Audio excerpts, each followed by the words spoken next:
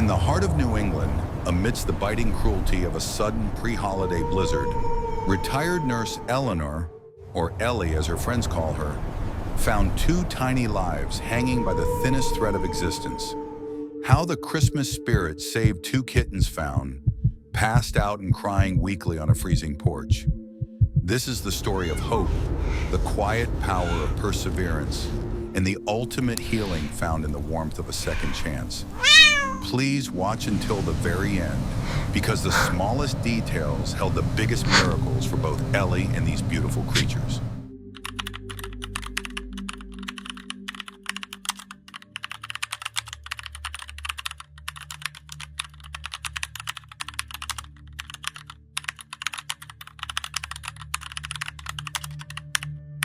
It was the day before Christmas Eve, a time when the world should feel cozy and bright.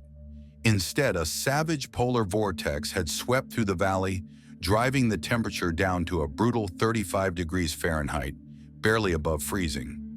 Ellie, bundled in a thick parka, was driving her old sedan to the local community church to deliver the last of her holiday charity meals. She saw it just as she was pulling up, a small, soaking wet cardboard box, seemingly discarded, tucked behind a stone pillar on the church porch. The snow was beginning to bury it. A sound almost impossible to hear over the howling wind reached her ears, a faint, desperate, high-pitched chirping. She scrambled out of her car, her joints protesting the sudden rush, and ran toward the box. Inside, two shapes lay huddled together.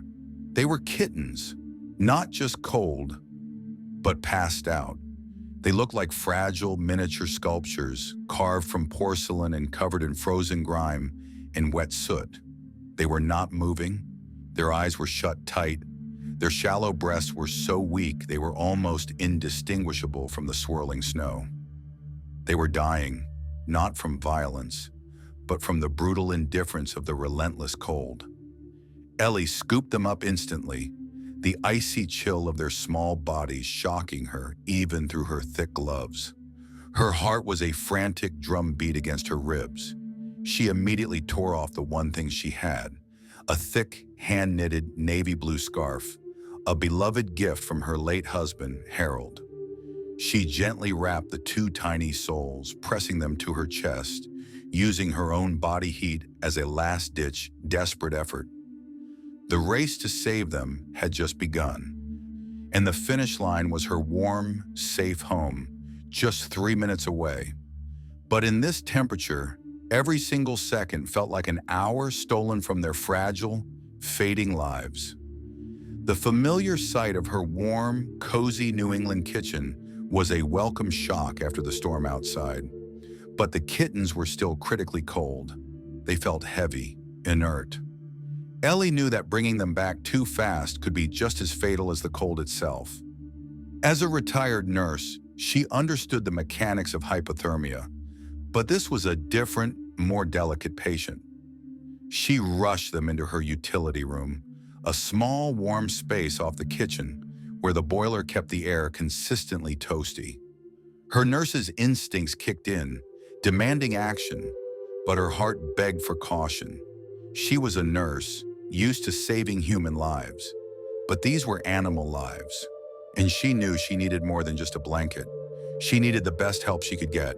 Ellie knew the critical difference between human and feline physiology. She needed specific instruction, and there was only one person she fully trusted. She immediately called her friend, Dr. Harold Peterson, the kind, experienced veterinarian from the next county. "Harold, I need you. They're frozen." "They were passed out," she managed to say, her voice shaking despite her professional calm. His calm, steady voice immediately became her lifeline, talking her through the initial agonizing process. A very slow, warm bath to raise their core temperature without shocking their systems. Ellie was terrified to put them in the water. They were so limp, so still. It felt like handling fragile, empty shells. She started with a small calico kitten, whom she silently named Patches because of the beautiful patches of orange and black on her fur. As the warmth of the water began to soak through the frozen grime, there was no change, no reaction, only the disturbing, heavy stillness. Ellie's hope was fading, minute by agonizing minute. Then, just as tears began to sting her eyes, the worst possible thing happened. Patches suddenly convulsed, a tiny, shocking spasm that wrenched the kitten's frail body, and then she went completely limp. Her tiny chest sunk. She was not breathing. "Harold!" Ellie screamed into the phone, her nurse's composure finally dissolving. She stopped breathing. "Oh God, Harold, I can't feel her breath." Dr. Harold's voice, though miles away, remained her anchor in the terrifying moment. "Ellie, listen to me. Gentle chest compressions, tiny pumps, just over the ribs. 1, 2, 3. Now breathe into her mouth. Gently. Just enough to move the whiskers. You can do this." Ellie performed the tiniest, most delicate mouth-to-mouth resuscitation she had ever attempted. She pressed. She breathed. She begged, not to Harold, not to God, but to the kitten. "Please, sweet child, just breathe. Don't leave me now." She could feel the phantom comfort of her late husband's scarf, her safety blanket wrapping around her. For what felt like a lifetime, there was nothing. Silence. Just the hiss of the water heater and her own ragged breathing. Then a miracle, a small, wet gasp. Patches' chest rose. Her tiny, almost invisible whiskers twitched, and her beautiful, innocent blue eyes slowly flickered open. It was the weakest sound imaginable, a desperate, pathetic peep, but to Ellie, it was the sound of a full, heavenly choir. It was the breath of life. Patches was back. Quickly, with renewed determination, she moved to the second kitten, the little ginger tabby, whom she named Ginger. Armed with the knowledge that Patches survived, she gently warmed Ginger, who also began to stir. He, too, opened his eyes, blinking slowly. The initial, immediate crisis, the one born of the storm and the cold, was over. But Ellie knew in her heart that the deeper, longer battle to keep them alive had only just begun. With the kittens stabilized and wrapped in thick, warm towels, the exhaustion finally hit Ellie. She sank onto a small stool in the utility room. Ginger and Patches were alive, clean, and warm. But they weren't safe yet. The fear was already setting in. When she tried to gently offer a bottle of warm, specialized kitten milk replacement, they instinctively recoiled, hissing faintly, burying their small faces back into the towel. They were rejecting the very thing they needed to survive. The wounds of abandonment were deeper than the frostbite. They were breathing, they were warm. But the cold outside had done less damage than the person who put them there. The real battle was not against nature, but against memory. In the 10 days that followed, the physical signs of recovery were undeniable. Ellie was the perfect nurse. She diligently administered antibiotics and warming compresses. She converted a corner of the sun-filled living room into a sanctuary. She even bought and personally assembled a charming, custom-made 2-story cat cabin, designed to look like a small log cabin, giving them a safe, enclosed, private space where they could feel invisible. Dr. Harold visited, confirmed they had stabilized, and treated their initial bout of diarrhea. However, a deeper, far more insidious wound presented itself. Fear and mistrust. The kittens, Patches and Ginger, wouldn't eat when she was present. They refused to drink from a bowl. They would only tentatively eat when Ellie left the room, hiding in the furthest, darkest corner of their little cabin. If she tried to approach, even slowly, speaking in a soothing whisper, they would hiss, a small but unmistakable sign of terror. Their small backs would arch, their tails tucked tight, their eyes wide with soul-deep trauma. It wasn't just caution, it was a profound, instinctive terror of the human touch. This silent rejection broke Ellie's heart far more than the sight of them passed out on the porch. She realized that they didn't just need a nurse and a vet, they needed a mother, someone to painstakingly teach them that hands meant comfort, not harm. Then came the shocking discovery. During a quiet, painstaking grooming session on day 12, where she sat for over an hour just to remove the last crust of dried grime and soot from Ginger's neck, her fingers stopped. Underneath the newly clean, thick fur, right where a collar would sit, she felt a small, faint, circular scar. It was too even, too neat to be a natural cut. It looked sickeningly like the mark left by a thin, tight piece of wire or twine. Ginger hadn't just been abandoned. She had been bound or restrained in a cruel way. The realization that someone had deliberately caused pain to these babies sent a fresh shudder of anger, grief, and fierce protectiveness through Ellie. This discovery changed everything. This wasn't just neglect. This was cruelty. Ellie resolved with renewed strength to sit by that cabin every single day for hours at a time. She would talk to them, singing old hymns and gentle Christmas carols, and reading poetry aloud, slowly chipping away at their thick, psychological walls.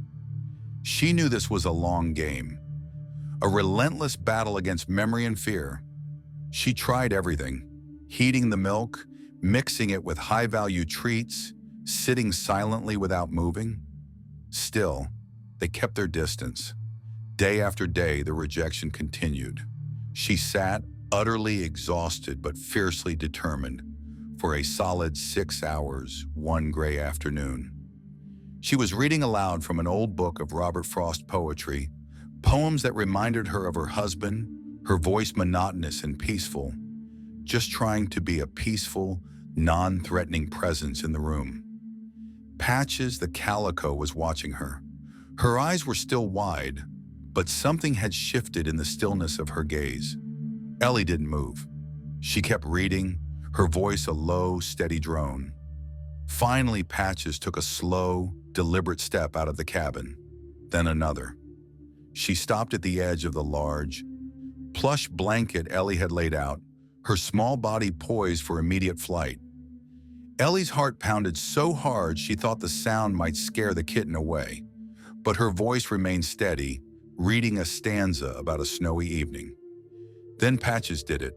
She collapsed onto the towel, not in fear, but in pure, relieved exhaustion, and let out a sound that wasn't a hiss, but a tiny, choked, grateful purr. It was the sound of a child, finally letting go of the unbearable burden they were too small to carry. Ellie wept, silent, cleansing tears of triumph and relief. The fortress of fear had cracked. The real work, the slow, beautiful, painstaking process of building a new foundation of love had begun. The first purr was a major victory, but it wasn't the end. They would allow the slow, gentle contact, but they would immediately retreat. They still wouldn't come out if she moved suddenly. The small wins were precious but fragile. Ellie knew she had earned their curiosity, but not yet their trust. She spent hours observing them, respecting their need for space, but always being present. The trauma was deep, but her love was deeper. That first purr felt like the end of the war, but it was just a truce. The deepest mystery, the real twist of their tragedy, was revealed not by the kittens themselves, but by the one man who understood the language of loss, Dr. Harold. By day 22, the kittens were bounding around their cabin. Their weights were up, and their energy was boundless. Their physical recovery was complete. They looked healthy, vibrant, and alive, but they still kept a respectful, fearful distance from Ellie. Dr. Harold arrived for their final checkup just 2 days before Christmas morning. He was delighted with their physical recovery. As he packed his medical bag, he lingered, his expression thoughtful. "Ellie, I know you've been focused on the scar, and rightly so," he said, turning the conversation in an unexpected direction. "But I saw something else when I was examining Ginger today." Ellie held her breath, instantly worried. "What is it, Harold? Is it an infection?" "No, nothing clinical, but I noticed her movements, the way she carries her tail when she walks, the subtle way she stalks a crumpled piece of paper. She moves like a mother cat taught her to hunt. These two are far too young to have been on their own for long. Someone was taking care of them, someone who was very attentive." This observation unsettled Ellie deeply. If they had an attentive mother, where was she now? Why abandon her babies in the cruelest cold of the year? Dr. Harold then revealed his own discovery, made quietly and without fanfare. "When I was at the church the other day," he confessed, pulling something small and faded from his coat pocket, "I was looking near that porch. The snow had melted back slightly from the stone. I found this." He opened his hand to reveal a small, faded, worn leather strip. It was clearly a well-loved collar, slightly frayed, with a tiny silver bell still attached. It was definitely a cat's collar, but it was far, far too large for the two kittens. "It belonged to their mother," Harold stated softly, his voice full of gravity. "Someone didn't just abandon these two, they abandoned a whole family.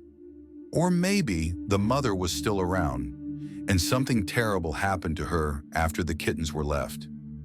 The truth was horrifying. These kittens weren't just the victims of a thoughtless drop-off. They were orphaned in the most brutal way.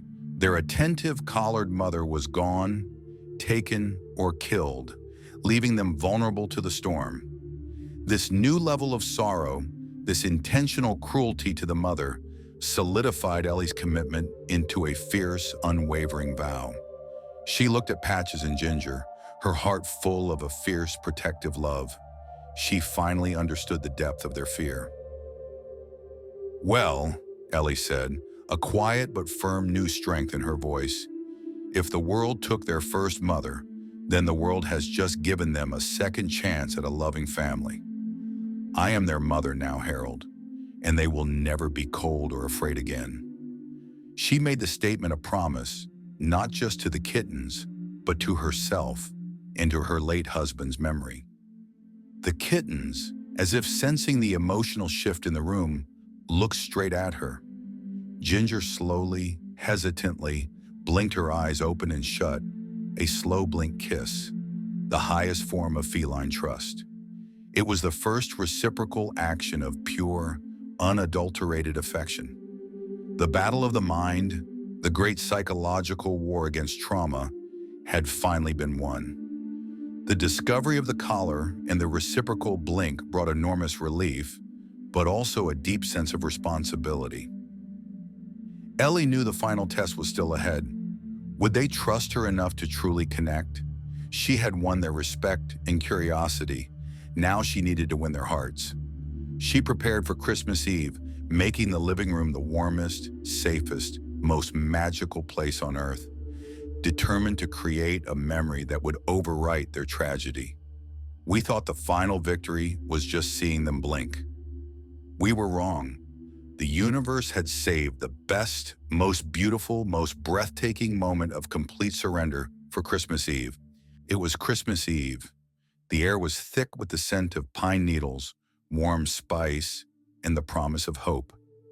Ellie had placed the cat cabin right next to her towering, beautifully decorated Christmas tree.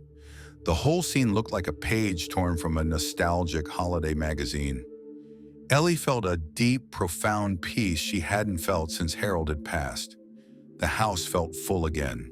She took a blanket, settled herself quietly on the floor, and began telling them a story, the classic "'Twas the Night Before Christmas," her voice low, melodic, and soothing.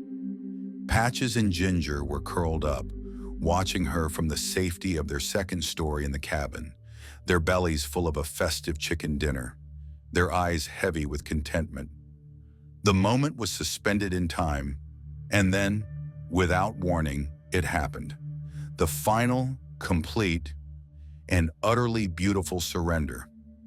Patches, the calico, stretched languidly, her body fully relaxed. She looked at Ellie, then at Ginger, as if giving a silent signal. Ginger stood up, stretched, and looked at the warm, glowing tree. Instead of staying safely inside the cabin, instead of climbing back into their cozy bed, the two little kittens leapt out of their enclosure. They didn't run away. They didn't retreat to the shadows. They didn't hiss. They ran across the soft, warm rug, their tiny paws tapping softly, and went straight, unerringly, to Ellie's lap. They burrowed in. They pressed their tiny, warm, resilient bodies against her stomach, and then the room filled with the sound that Ellie had waited 24 days to hear, a synchronized, rumbling purr, loud, joyous, and relentless, a testament to their complete faith and trust in this kind, gentle woman. They kneaded her sweater, their paws working happily, claiming her as their safe space, their home. The physical scars would fade, but the emotional scars were finally being completely healed by the power of their presence. Ellie held them close, burying her face in their soft, newly thick fur. Tears not of sadness, but of overwhelming gratitude streamed down her face. She whispered, "Merry Christmas, my little ones. Welcome home." She looked at the glittering, beautiful tree and knew this was the greatest gift she had ever received. The true spirit of Christmas was not in the presents under the tree, but in the small, warm lives purring and safe on her lap. Hope, redemption, and unconditional love had finally won. This journey from a frozen porch to a warm, purring embrace is a powerful and eternal reminder that every life, no matter how small or damaged, deserves a fighting chance. Eleanor didn't just save two kittens. She saved herself, finding profound purpose, enduring connection, and boundless joy in the wake of her own loss. They were her Christmas miracle, and she was theirs. The story of the scar and the missing collar makes this rescue unique. What do you think happened to their mother? Let us know your thoughts and theories in the comments below. And if this story gave you hope and reminded you of the true meaning of the season, please share it with a friend, and don't forget to subscribe to our channel for more heartwarming stories of love and second chances. Thank you for watching, and Merry Christmas.